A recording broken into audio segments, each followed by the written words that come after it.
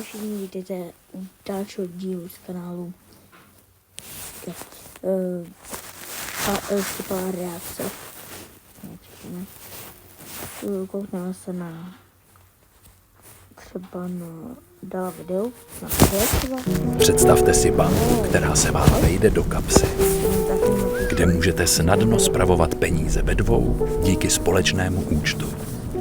Všechno máte jako na dlani. Revolut. No, dobře.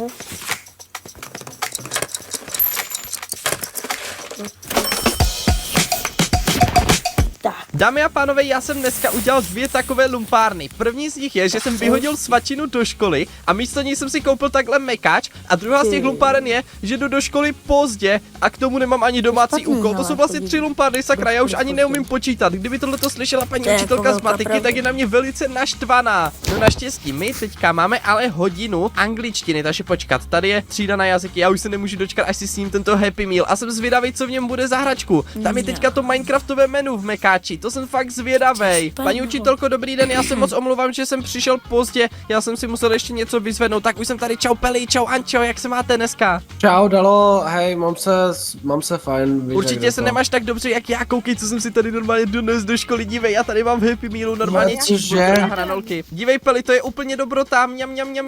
Dalo, co to jako děláš tady ve třídě? Pardon, ty paní přijdeš pozdě a jíš? Já se omlouvám, že jsem tady svačil, paní učitelko, já jsem měl hrozný hlad, počkejte, já si ještě napiju. Co si děláš, Randu? Já se moc omlouvám, já měl hrozný hlad. Za trest mi musíš dát tu hračku. Jakou hračku, paní učitelko? Já určitě tady nemám žádnou hračku. Ahoj, já jsem dostal toho Endermana, ten je fakt super. Ne, paní učitelko, to mi nemůžete vzít. Haha, mám ho, já neberte mi ho. To není fér, paní učitelko, že jste mi vzala tu hračku, na to nemáte právo. Já to řeknu doma mamce, i když ne, vlastně ona by mě zabila za to, že jsem vyhodil tu svačinu a koupil jsem si místo ní takhle mekáč, ach jo. No a jen až jí řeknu, že aj chodíš pozdě kvůli toho. Jo, hej Dalo, měl si mi nechat trochu hranolek, já mám hrozný hlad, já zase nemám svačinu. Máš smůlu, chudáku, měl si skoupit svoje hranolky. Já chci teďka vymyslet, jak se můžu zmocnit zpátky té hračky. Myslím si, že by bylo ideální prostě takhle ukrást paní učitelce. Tak, teďka tady půjdu. Paní učitelko, já si potřebuji vzít, tu hračku. Ne, to je moje hračka, Ne, nemlejte mě, paní učitelko, ale jak si tu svoji hračku, na to nemáte vůbec právo. Víš, na co mám právo, vyhodit tě ven. A ven! Ne, paní učitelko, ale ne, ona mi ta paní učitelka vyhodila ze školy, dámy a pánové, jenom kvůli tomu, že jsem chtěl zpátky svoji hračku z mekáče. To je fakt úplně pitomá škola. Já už do téhle školy asi fakt chodit nebudu. Ach jo, já jsem si chtěla jenom mekáč a mít svoji hračku.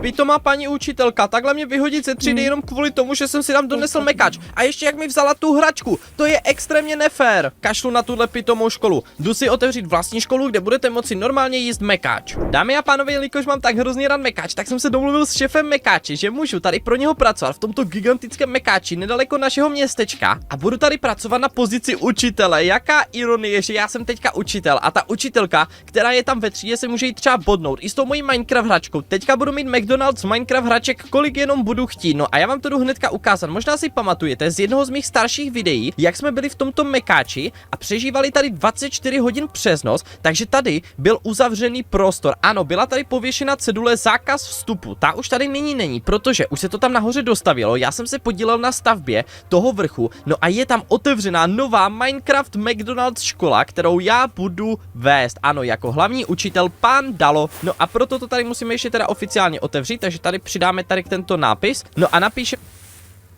do zítra ještě uděláte každý z vás.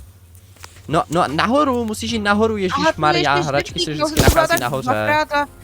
A jo, tady je, tak to si pěkně tady vezmu, tady tohle creepera. Tak, jeden, mám si vzít oba dva? No, můžeš ho vzít Pelimu, protože Peli se tam asi nedostane nahoru teďka v tuhle chvíli. Já jsem pořád